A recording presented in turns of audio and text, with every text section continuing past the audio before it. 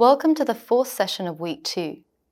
In this session, we will be looking at how a Korean imperial emblem was created and adopted at the turn of the 20th century.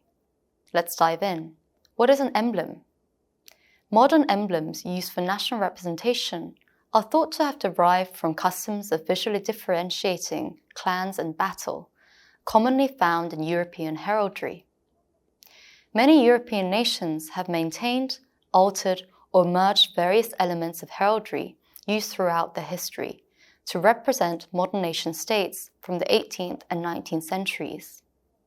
Some of these symbols have been used as designs for national flags, while others have been used to represent specific leadership, most predominantly royal families. In Korea, many modern methods of visual representation, such as the national flag and the imperial emblem, were adopted by emulating Western examples. Along with various Western powers, Japan was influential in the creation and adoption of Korea's imperial emblem, the Ihwamun. Many applications of Korea's imperial emblem benchmarked Japanese precedents of using the imperial chrysanthemum seal. The Ihwamun is a simplified rendition of the plum blossom flower. The Chinese character for plum blossom is yi, which is the same character used for the royal family name. Hence, this flower was selected as the emblem that would represent the authority and legitimacy of the Yi imperial family. Why did Korea need an imperial emblem in the first place? Korea had already officially adopted a national flag in 1883 and could effectively represent itself to the world. So why did they need another separate symbol? There were a couple of reasons for this. First, modern ways of thinking had clearly differentiated the royal family from the state. While the king and emperor were still the head of the state and symbolized the country's rulership, understandings of the nation, the state, and nation-state became diversified, eventually leading to the consensus that the royal family and the emperor were separate entities to Korea as a country. Although this development in the understanding of national symbols were cut short due to the loss of independence in 1910, the creation of an imperial emblem can be seen as a symptom of this change in perception. Secondly, the creation of the Ihwamun was in many ways an effort to visually express the new and modern Korea, particularly in emphasis of its elevation from kingdom to empire. While China had the long-standing dragon motif that symbolized the emperor, and Japan had the chrysanthemum emblem that stemmed from the Kamakura period, neither the Joseon royal family nor the Korean imperial family had a distinct emblem of their own. Interestingly, while many of the court's visual symbolism remained dependent on Sinocentric traditions, the court chose to emulate Western emblems to display an image of a new and modern empire. One of the first examples of the Ihwamun in use are the 1885 Gyeongsang Mint Bureau sample coin design and the 1892 Incheon Mint Bureau coin design.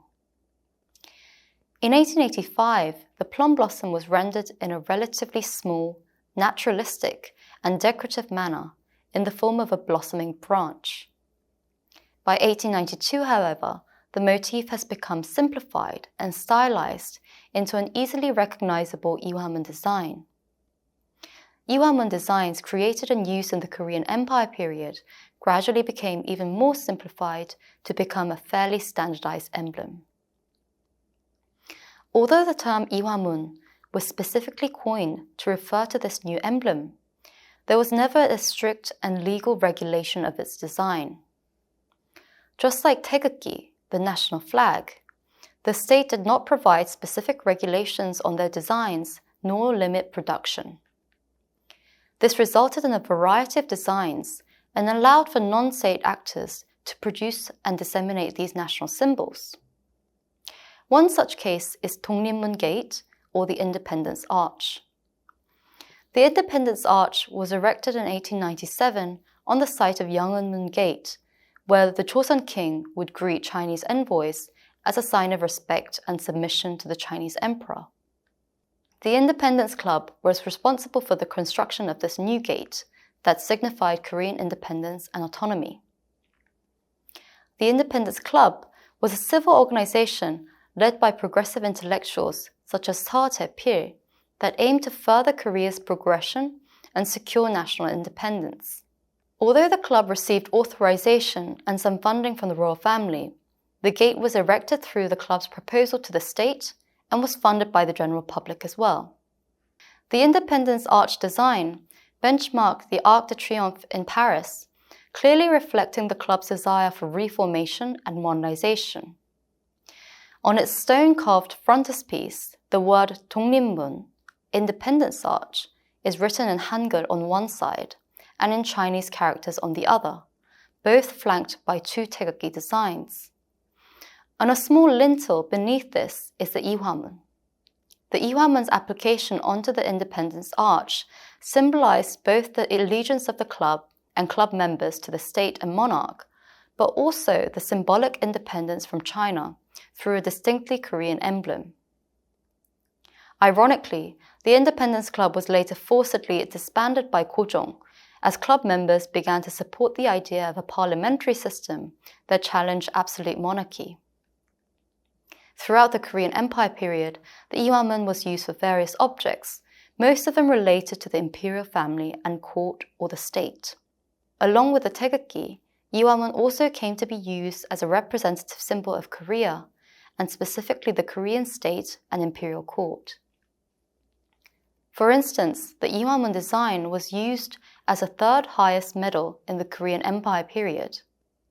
Following the Kumchok Medal and the Seoseong Medal, the Ihwa Medal was a prestigious medal given out to high-ranking officials with exceptional contributions to the country.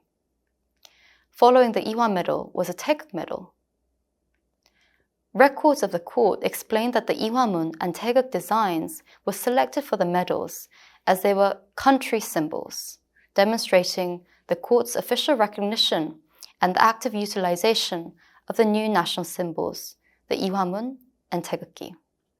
So why is it that the Ihwamun is rarely used today?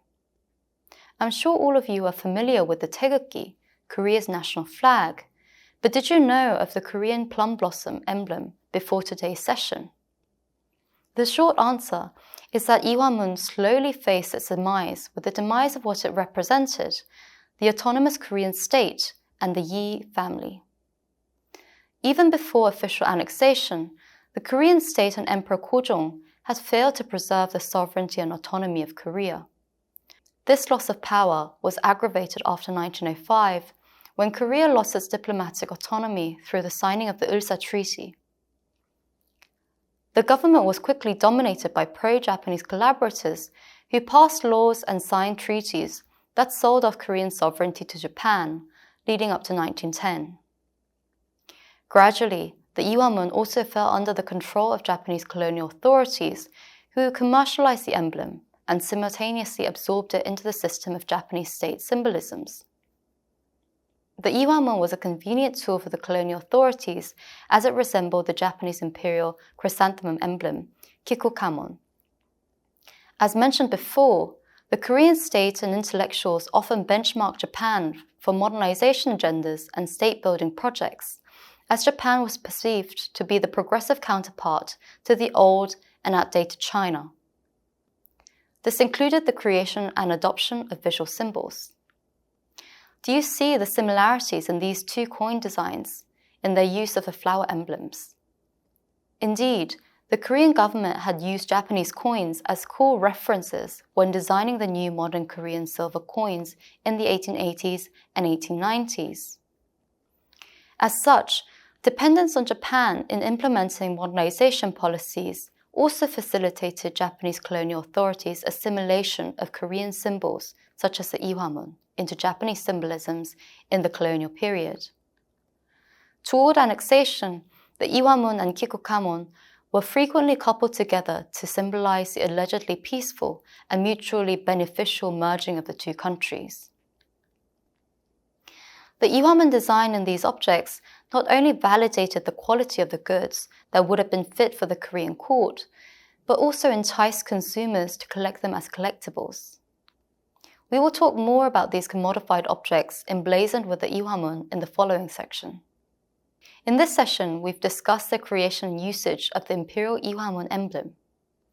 For our final session of the week, we will move on to changes that occurred within the Korean court after annexation and look at images of the Korean monarch, alterations to palaces and cityscapes of Seoul, and the colonial utilization of the Taegukgi and Ihwamun after annexation.